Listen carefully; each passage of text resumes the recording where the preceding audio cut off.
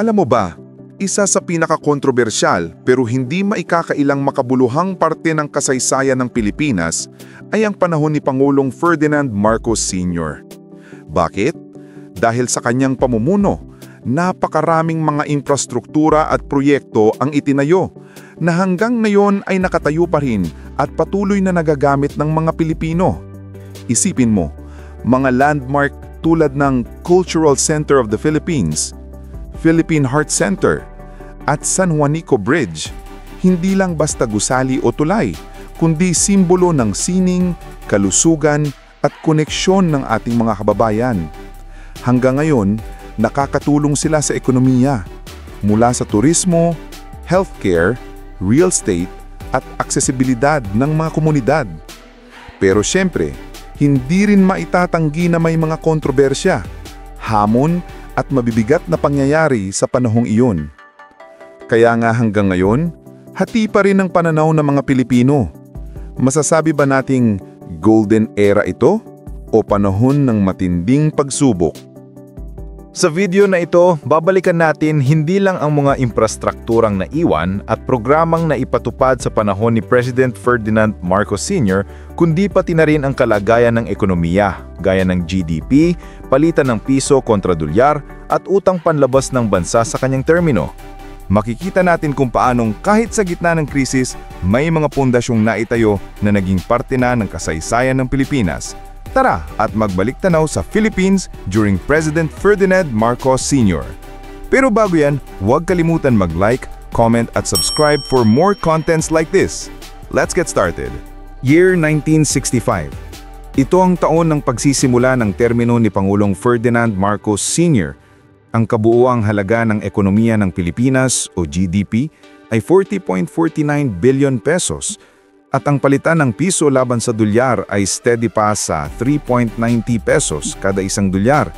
Pagdating sa utang panlabas, nasa 2.34 billion pesos pa lang ito noon.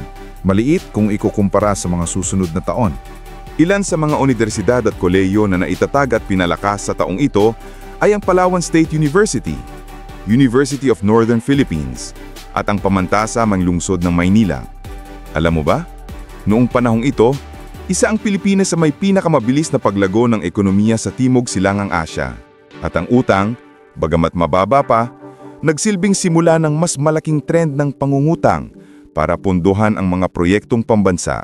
Year 1966. Ang kabuuang halaga ng ekonomiya ng bansa o GDP ay umabot sa 42.29 billion pesos, mas mataas kumpara noong maaraang taon.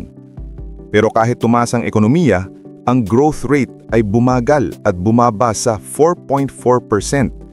At ang palitan ng piso laban sa dolyar naman ay nanatiling steady sa 3.90 pesos kada isang dolyar. Subalit, walang malinaw na datos ng utang panlabas sa taong ito, pero makikita na nagsisimula ng lumaki ang ekonomiya at mga proyekto ng bansa. Pagdating naman sa mga proyektong pang-edukasyon, ilang paaralan at kolegyo ang pinalakas at naitatag tulad ng Dr. Juan G. Nolasco High School, Mindoro State College of Agriculture and Technology, Calapan City, Occidental Mindoro State College, at Malita Agribusiness and Marine and Aquatic School of Technology, originally Malita Barangay High School. Alam mo ba, noong panahong ito, nagsisimula ng maglatag ng pundasyon si Marcos para sa mas malalaking proyekto ng infrastruktura at edukasyon na bubulaga sa mga susunod na taon. Year 1967. Sa taong ito, ang kabuuang halaga ng ekonomiya ng Pilipinas o GDP ay tumahas sa 44.49 billion piso. Ang GDP growth rate naman ay 5.2%. Ibig sabihin, mas mabilis kumpara noong nakaraang taon. Ang palitan ng piso laban sa dolyar ay nananatili pa rin sa 3.90 pesos kada isang dolyar. Pagdating naman sa mga proyekto at institusyon, ilan sa mga naipatayo at pinalakas sa taong ito ay ang Angat Hydroelectric Power Plant, isa sa mga unang malalaking power plants na nagbigay ng kuryente sa Luzon, San Ramon National High School, Cotabato Foundation College of Science and Technology at Pinagtungulan National High School. Alam mo ba, Sa pagtatayo ng Angat Hydroelectric Power Plant, mas lumakas ang supply ng kuryente at tubig sa Metro Manila at karatig probinsya nito. Isa ito sa pinakamahalagang power facilities ng bansa hanggang ngayon. Year 1968. Sa taong ito, patuloy na lumalago ang ekonomiya ng Pilipinas sa ilalim ng pamumuno ni Pangulong Ferdinand Marcos Sr. Ang kabuoang GDP ng bansa ay umabot sa 46.74 billion pesos at may growth rate na 5%, bahagyang bumaba kumpara sa nakaraang taon. Habang ang palitan ng piso laban sa dolyar ay nananatiling nasa 3.90 pesos kada isang dolyar. Isang malaking milestone ang naabot ng bansa sa taong ito. Dito naging self-sufficient sa bigas ang Pilipinas sa unang pagkakataon mula pa noong panahon ng mga Amerikano. Sa pamamagitan ng Green Revolution, napalakas ang produksyon ng palay gamit ang IR-8 hybrid rice. At hindi lang iyon, nakapag-export pa tayo ng bigas na nagkakahalaga ng 7 milyon dolyar. Kasabay nito, pinalawak din ang tinatawag na Blue Revolution, kung saan pinalago ang produksyon ng mga isda at lamang dagat gaya ng hipon, bangus at tilapia na hanggang ngayon ay nagbibigay ng malaking ambag sa ating ekonomiya. Sa edukasyon at infrastruktura, ilan sa mga paaralan at kolehiyong naitatag at pinagtibay ay ang San Juan National High School, Guimaras State University at Mindanao State University, Iligan City. Alam mo ba? Ang pagiging rice self-sufficient ng bansa noong 1968 ang nagbigay ng pag-asa na kayang tumindig ng Pilipinas sa sariling produksyon, hindi lang sa agrikultura, kundi pati sa sektor ng pangingisda. Year 1969. Sa taong ito, mas lalo pang pinaigting ni Pangulong Ferdinand Marcos Sr. ang mga proyektong pang-imprastruktura ng bansa. Ang kabuuang GDP ay umabot sa 48.93 billion pesos pero bumagal ang paglago sa 4.7%. At ang palitan ng piso laban sa dolyar ay nananatiling nasa 3.90 pesos kada isang dolyar. Isa sa mga pinaka-iconic na proyektong natapos ng taong ito ay ang Cultural Center of the Philippines na binuksan noong September 8, 3 araw bago ang ika-52 ng kaarawan ni Marcos. Ang CCP ang nagsilbing pangunahing venue para sa sining, musika at iba't ibang pagtatanghal at hanggang ngayon ay isa pa ring sentro ng kulturang Pilipino. Bukod dito, itinayo rin ang Nayong Pilipino Theme Park sa ilalim ng patronage ni Imelda Marcos. Isa itong 32 ektaryang parke na tampok ang miniature replicas ng mga tanyag na tanawin ng bansa gaya ng Banawe Rice Terraces at Mayon Volcano. Sa larangan naman ng edukasyon, ilan sa mga institusyong pinalakas o naitatag ay ang mga sumusunod: Aplaya National High School, Bicol University, Rizal Technological University, San Pablo City National High School, Philippine State College of Aeronautics, Eastern Samar National Comprehensive High School, Southern Leyte State University, Sogod Campus, Parañaque at Pasay City North High Schools, Davao del Norte School of Fisheries, ngayon ay Davao del Norte State College, Surigao del Norte School of Arts and Trades, ngayon ay Surigao State College of Technology, at General T. De Leon National High School. Alam mo ba, ang pagpapatayo ng CCP at Nayong Pilipino ay bahagi ng tinatawag na Edifice Complex ng Marcos Administration na isang serye ng malalaking gusali at pasilidad na naglalayong ipakita ang sining, kultura at pagkakakilanlan ng Pilipino sa buong mundo. Year 1970. Sa taong ito, pumasok na ang Pilipinas sa bagong dekada ng pamumuno ni Pangulong Ferdinand Marcos Sr. Ang kabuuang GDP ay umabot sa 50.73 billion pesos, pero ang growth rate ay bumagal sa 3.7%. Malaking pagbabago rin ang nangyari sa palitan ng piso laban sa dolyar. Mula 3.90 pesos, bigla itong bumagsak sa 5.90 pesos kada isang dolyar.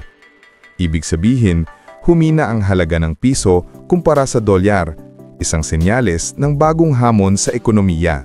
Samantalang ang utang panlabas ay umabot na ng 13.57 billion pesos na mas mataas kumpara sa mga nagdaang taon. Pagdating sa mga proyekto at edukasyon, ilan sa mga naitatag sa taong ito ay ang mga sumusunod: Mao Bridge sa Northern Samar, isang 280 metrong tulay na nagbigay daan sa mas mabilis na transportasyon.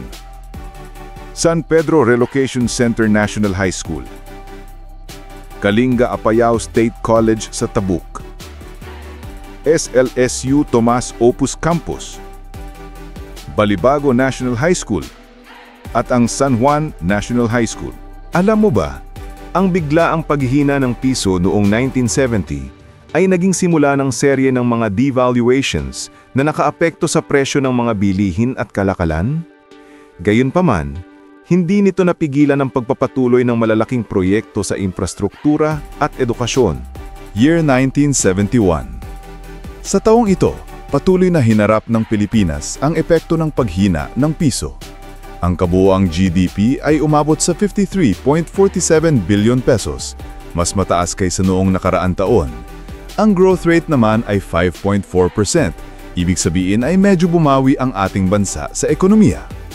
Pero sa palitan ng piso laban sa dolyar, lalo pang humina ang piso at umabot sa 6.43 pesos kada isang dolyar.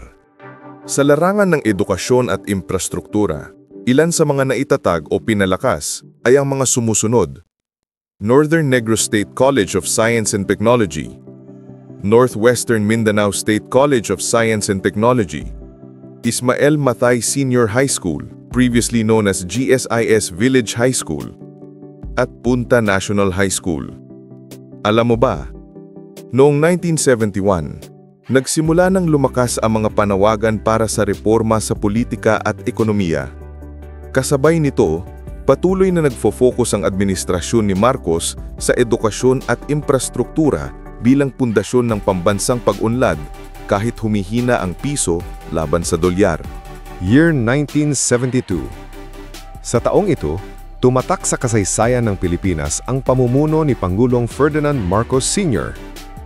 Ang kabuoang GDP ng bansa ay umabot sa 56.37 billion pesos na may growth rate na 5.4%. Pero sa palitan ng piso laban sa dolyar, lalo pang humina ang piso at umabot na sa 6.67 pesos kada dolyar. Ngunit higit sa lahat, ang taong 1972 ang taon nang ideklara ang martial law sa buong bansa. Isa itong hakbang na nagdulot ng matinding pagbabago sa politika, lipunan at ekonomiya.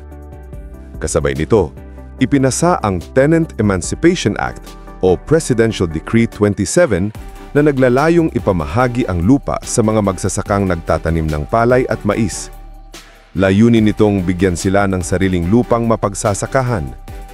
Sa larangan ng edukasyon at infrastruktura, naitatag o pinalakas ang ilan sa mga sumusunod: Makati Polytechnic Community College Technical High School, Mactan-Mandaue Bridge sa Cebu, isang 864 metrong tulay na nagdurugtong sa Lapu-Lapu at Mandaue, Mati Community College, ngayon ay Davao Oriental State College of Science and Technology, Amlan Municipal High School, Buena Vista High School, Dalupaon National High School, at Doña Francisca Laksamana de Ortega Memorial National High School.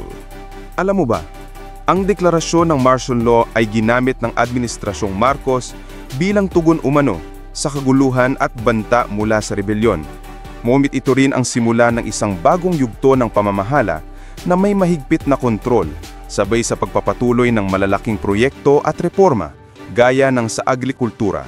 Year 1973. Sa taong ito, ipinagpatuloy ni Pangulong Ferdinand Marcos Sr. ang mga malalaking proyektong infrastruktura sa ilalim ng martial law.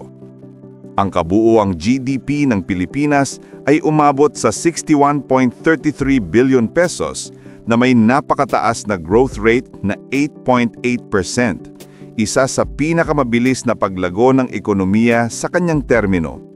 Ngunit ang palitan ng piso laban sa dolyar ay patuloy na humina na umabot na sa 6.75 pesos kada dolyar. Isa sa mga pinakamalaking nagawa sa taong ito ay ang pagkumpleto ng San Juanico Bridge, ang pinakamahabang tulay sa Pilipinas noon. May haba itong mahigit 2 kilometro na nagdurugtong sa Leyte at Samar at bahagi rin ng Tan-Philippine Highway. Bukod dito, Naitatag rin ang Francisco P. Felix Memorial National High School. Alam mo ba, ang San Juanico Bridge ay tinaguriang Bridge of Love dahil iniyalay umano ito ni Marcos kay Imelda. Ngunit higit pa sa simbolo, ito ay naging importanteng tulay para sa kalakalan at transportasyon sa Visayas. Year 1974. Sa taong ito, nanatiling mataas ang pag-ikot ng ekonomiya sa ilalim ni Pangulong Ferdinand Marcos Sr. Umabot sa 63.41 billion pesos ang kabuuang GDP ng bansa, ngunit bumagal ang growth rate sa 3.4%. Sa palitan naman ng pera, lalo pang humina ang piso na naging 6.78 kada dolyar. Sa taon ding ito, natapos ang Folk Arts Theater o mas kilala bilang Tanghalang Francisco Balagtas, isang amphitheater na itinayo para sa Miss Universe Pageant 1974. Natapos ito sa record time na 77 days lamang. May seating capacity ito na mahigit 8,000 katao at dinisenyo ng national artist na si Leandro Locsin. Bukod dito, natapos din ang ilang malalaking proyekto tulad ng Pampanga Agricultural College, Bunton Bridge sa Tuguegarao, Solana, Cagayan, Kaong National High School at Liloy National High School. Alam mo ba, dahil sa bilis ng pagpapatayo ng Folk Arts Theater, tinagurian itong isa sa mga pinaka-impressive feats ng arkitektura noong panahong iyon. Hanggang ngayon, ginagamit pa rin ito bilang venue ng concerts at malalaking cultural events. Year 1975. Isang makasaysayang taon para sa kalusugan ng mga Pilipino. Ang GDP ng bansa ay umabot sa 66.86 billion pesos at tumaas ang growth rate sa 5.5%. Pero sa palitan ng pera, patuloy na humina ang piso na umabot na sa 7.24 pesos kada dolyar. Sa taon ding ito, binuksan ang Philippine Heart Center noong Pebrero 14, 1975. Tinagurian ito isa sa pinaka-advanced na ospital sa Asia para sa cardiovascular care. Kilalang mga eksperto gaya ni Christian Bernard at Denton Cooley ay tumulong sa pagpapatayo nito. Pagdating sa utang panlabas, umabot na ito ng 29.68 billion pesos at tumaas kumpara sa nagdaang mga taon. Kasabay ng Heart Center, natapos din ang mga sumusunod na proyekto: Dasmariñas National High School, Biliran Bridge, Southern Leyte State University, Hinunangan Campus, at National Manpower and Youth Council na mas kilala ngayon bilang TESDA. Alam mo ba, ang kauna-unahang pasyente ng Heart Center ay si Imelda Francisco noong Abril 14, 1975 at hanggang ngayon nananatiling pangunahing institusyon ito para sa mga may sakit sa puso sa bansa. Year 1976. Isa sa mga taon na may pinakamalaking infrastruktura sa ilalim ni Pangulong Ferdinand Marcos Sr. Umabot sa 72.73 billion pesos ang GDP ng Pilipinas na may growth rate na 8.8%, isa sa pinakamataas na paglago ng dekada. Pero sa palitan ng pera, lalo pang humina ang piso sa 7.44 kada dolyar. Sa taong ito, pinasinayaan ang Philippine International Convention Center sa Pasay.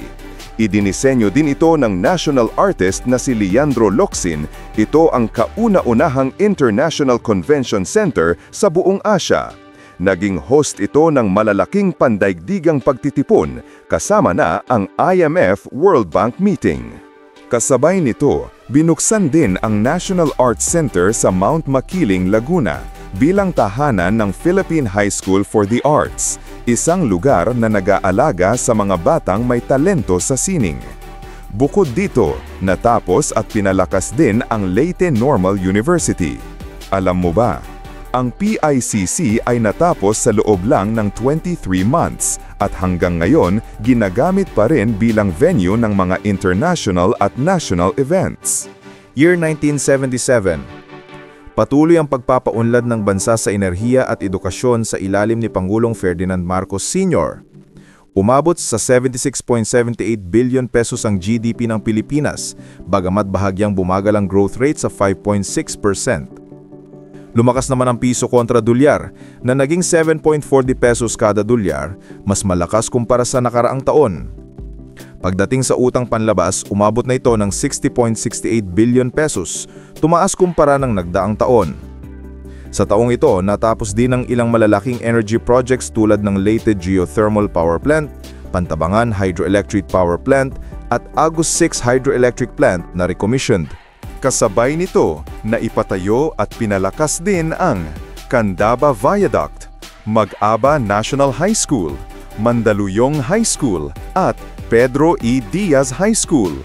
Alam mo ba, sa pagtatayo ng geothermal at hydroelectric plants na ito, naging isa ang Pilipinas sa mga nangungunang bansa sa Asia pagdating sa paggamit ng renewable energy, isang pamana na ginagamit pa rin hanggang ngayon.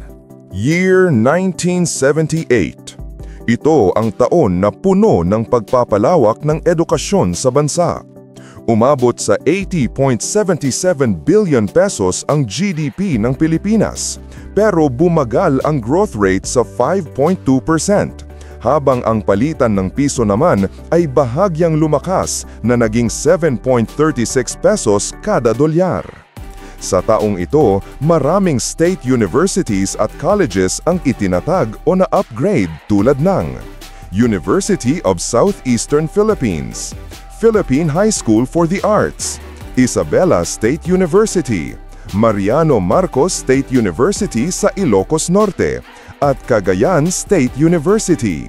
Kasabay nito ay ang Western Mindanao State University, na sinabayan ng pagtatayo ng maraming satellite campuses sa Zamboanga del Sur at Zamboanga Sibugay, tulad ng Alicia Campus, Aurora Campus, Kuman, Diplahan at Imelda Campus, Ipil, Mabuhay, Malangas at Molave Campus, Naga, Olutanga, Pagadian, Pitogo at San Ramon Campus, Singay at Tungawan Campus. Sa infrastruktura, natapos din ang Magapit Suspension Bridge sa Lalo, Cagayan na tinaguriang Golden Gate of Cagayan. Alam mo ba, sa lawak ng mga itinayong paaralan, mas dumami ang kabataang Pilipino na nagkaroon ng access sa mas mataas na edukasyon, lalo na sa mga probinsya. Iko ang naglatag ng pundasyon para sa mas maraming skilled workers sa bansa. Year 1979. Energy at edukasyon pa rin ang focus ng pamahalaan sa taong ito. Umabot sa 85.29 billion pesos ang GDP ng Pilipinas at muling umakyat ang growth rate sa 5.6%. Sa palitan ng pera, medyo humina ang piso sa 7.37 kada dolyar. Pagdating naman sa mga proyekto, pinalakas at naitatag ang Pangasinan State University, Makiling Banahaw Geothermal Power Plant, at Agus 2 Hydroelectric Power Plant. Alam mo ba, dahil sa serya ng geothermal projects tulad ng sa Makiling Banahaw, naging ikalawa ang Pilipinas sa buong mundo, kasunod ng US pagdating sa paggamit ng geothermal energy. Hanggang ngayon, malaking bahagi pa rin ng kuryente ng bansa ay galing dito. Year 1980. Patuloy pa rin ang focus sa energy projects at edukasyon ng Pilipinas sa taong ito. Ang GDP ay umabot sa 89.72 billion pesos pero bumagal ang growth rate sa 5.2%. Sa palitan naman, humina pa ang piso sa 7.51 kada dolyar. Pagdating sa utang panlabas, umabot na ito ng 129.17 billion pesos, tumaas kumpara ng mga nagdaang taon. Pagdating naman sa mga proyekto, pinalakas at naitatag ang Tiwi Geothermal Power Plant, Masiway Hydroelectric Power Plant, Capiz State University, at Bayugan National Comprehensive High School. Alam mo ba, ang Tiwi Geothermal Plant sa Albay ay isa sa pinakamatandang geothermal plant sa Asia at hanggang ngayon, operational pa rin ito at nagsusupply ng kuryente sa malaking bahagi ng Luzon. 1981. Sa taong ito, nakatutok ang pamahalaan sa kalusugan at turismo. Ang GDP ng Pilipinas ay umabot sa 92.79 billion pesos, ngunit bumagal ang growth rate sa 3.4%. Sa palitan naman, humina ulit ang piso sa 7.89 kada dolyar. Sa taong ito, itinayo ang ilang malalaking pasilidad tulad ng People's Park in the Sky sa Tagaytay, na orihinal na itinayo bilang guest house para kay US President na si Ronald Reagan. Lung Center of the Philippines na naging pangunahing institusyon para sa mga sakit sa baga at pulmonary care. National Kidney and Transplant Institute o NKTI, ang sentro ng kidney care at transplant services sa bansa. Cebu Thermal Power Plant, Don Mariano Marcos Memorial State University sa La Union, Jose Borromeo Legazpi Memorial National High School, at Tabon M. Estrella National High School. Alam mo ba, ang NKTI ay isa sa mga pinakaunang institusyon sa buong Asya na nag-specialize sa kidney transplants, at hanggang ngayon, ito ang sentrong takbuhan ng libu-libong pasyente taon-taon. Year 1982. Patuloy ang pagtutok ng pamahalaan sa enerhiya at edukasyon. Umabot sa 96.23 billion pesos ang GDP ng Pilipinas at bahagyang tumaas ang growth rate sa 3.7%. Ngunit sa palitan ng pera, humina pa ang piso at umabot ng 8.54 kada dolyar. Pagdating sa utang panlabas, umabot na ito ng 208.38 billion pesos, tumaas kumpara ng nagdaang taon. Sa proyekto naman, pinalakas at naitatag ang Kalayaan Hydroelectric Plant, Agus 7 Hydroelectric Plant, Surigao del Sur State University, Sulu State College, at Don Emilio Macias Memorial National High School. Alam mo ba, ang Agus Hydroelectric Complex sa Mindanao, kung saan kabilang ang Agus 7, ay isa sa pinakamalaking pinagkukunan ng kuryente sa regiyon. Hanggang ngayon, nagsusupply ito ng malaking bahagi ng power needs ng Mindanao. Year 1983. Isang kontrobersyal na taon para sa ekonomiya at mga proyekto ng bansa. Umabot sa 98.05 billion pesos ang GDP ng Pilipinas, pero bumaba ang growth rate sa 1.9% lamang. At sa palitan ng pera, biglang bumagsak ang piso sa 11.11 kada dolyar, malaking paghina kumpara sa mga nakaraang taon. Sa taong ito, itinayo ang ilan sa pinakamalaking proyekto sa ilalim ng administrasyon tulad ng Misamis Oriental State College of Agriculture and Technology, Camarines Sur Polytechnic Colleges, Abra State Institute of Science and Technology, Cotabato City State Polytechnic College, Palinpinong 1 Geothermal Production Field in Southern Negros, SLSU Bontoc at SLSU San Juan campuses, Main Magat Hydroelectric Power Plant at Navotas National High School. Alam mo ba, nagsimula nang matapos ang Bataan Nuclear Power Plant sa taong ito, pero ito ay formal na natapos at na-turn over noong 1984. Year 1984. Isang taon ng malaking krisis, ngunit may mga malalaking proyekto na natapos. Bumagsak ang GDP ng bansa sa 91.15 billion pesos na may matinding negative 7% recession. Sa palitan ng pera, lalo pang humina ang piso sa 16.69 kada dolyar. Ngunit sa kabila nito, natapos ang ilang makasaysayang proyekto tulad ng Bataan Nuclear Power Plant, ang kauna-unahang nuclear power facility ng Pilipinas. Natapos ang konstruksyon, ngunit hindi kailanman napagana dahil sa mga isyu ng seguridad at utang. Magat A and B Hydroelectric Plants, Basilan State College, at Calaca Coal Power Plant. Alam mo ba, ang BNPP ay nagkakahalaga ng halos 2.3 billion US dollars noong panahong iyon, isa sa pinakamalaking utang na kinuha ng bansa. Nananatiling itong white elephant dahil hindi pa rin ito napapagana hanggang ngayon. Year 1985. Ito ay isang critical na taon para sa ekonomiya ng bansa. Ang GDP ng Pilipinas ay bumagsak sa 84.89 billion pesos at nagkaroon ng negative 6.9% na recession. Sa palitan ng pera, lalong humina ang piso sa 18.60 kada dolyar, pinakamababa sa kasaysayan ng bansa.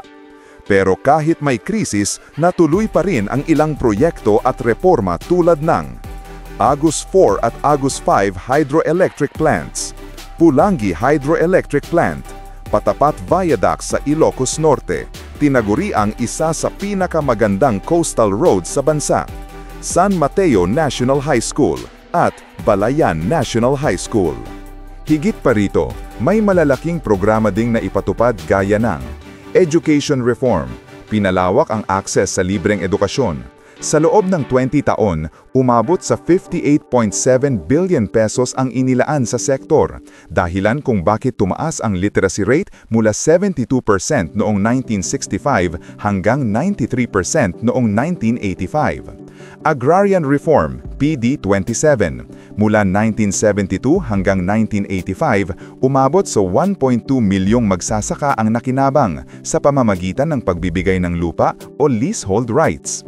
Export Development, pinalakas ang export ng garments, rattan, prawn, milkfish, raw silk, sapatos at dehydrated fruits. Alam mo ba, sa taong ito, halos 100% literacy rate na ang Metro Manila, isa sa pinakamataas sa buong Asya sa panahong iyon. Year 1986. Isang makasaysayang taon, ang pagtatapos ng administrasyon ni Ferdinand Marcos Sr. at ang pagsisimula ng pamumuno ni Corazon Aquino matapos ang EDSA People Power Revolution. Umabot sa 87.88 billion pesos ang GDP ng Pilipinas at bumawi ang growth rate sa 3.5% matapos ang 2 taong resesyon. Sa palitan naman, tuluyang umina ang piso sa 20.38 kada dolyar. Sa kabila ng kaguluhan, natapos pa rin ang ilang proyekto tulad ng Patapat Viaduct, West Visayas State University na naging full university noong January 1986. Alam mo ba, kahit puno ng political turmoil, ang ilang infrastrukturang natapos sa kanyang termino ay nananatiling mahalaga hanggang sa kasalukuyan. Patunay na ang mga proyekto ng nakaraan ay may epekto pa rin sa kasalukuyang henerasyon. Bukod sa mga infrastrukturang ating natalakay taon-taon, may ilang malalaking programa at reforma din na ipinatupad sa ilalim ni Pangulong Ferdinand Marcos Sr. tulad ng mga sumusunod. Liberalized Credit, 1981 to 1985. Higit 1,000 rural banks ang naitatag para gawing mas madali ang pagkuha ng pautang ng mga magsasaka at mamingisda. May mga programang tulad ng Biyayang Dagat, Bakahang Barangay, Masaganang Maisan, Gulayan sa Kalusugan, at Kilosang Kabuhayan at Kaunlaran o KKK na nagbigay tulong pinansyal at suporta sa milyong-milyong Pilipino. Housing for the Masses, 1975 to 1985. Sa pamamagitan ng Bliss Housing Project, itinayo ang mahigit 230,000 housing units para sa mababang kita. Malalaking slum areas gaya ng Tondo Foreshore ay na-upgrade bilang mas maayos na komunidad. Primary Healthcare. Ang programang ito ay pinarangalan pa ng United Nations bilang isa sa pinaka-epektibo sa Third World. Dahil dito, tumaas ang life expectancy ng mga Pilipino mula 53.7 years noong 1965 tungo sa 65 years noong 1985. At bumaba ang infant mortality rate mula 73 per 1,000 births tungo sa 58. Energy self-reliance. Sa loob ng 2 dekada, binawasan ng bansa ang pagdepende sa imported oil mula 100% noong 1965 hanggang 40% na lang noong 1985. Pinasigla ang paggamit ng hydro, geothermal, coal at dendrothermal energy, dahilan kung bakit naging pangalawa ang Pilipinas sa buong mundo sa paggamit ng geothermal power. Labor Reform. Naipatupad ang Labor Code, kasama na ang 13th month pay, cost of living allowance at mas matibay na proteksyon sa mga manggagawa. Halos 896,000 out-of-school youth ang nakinabang sa skills training.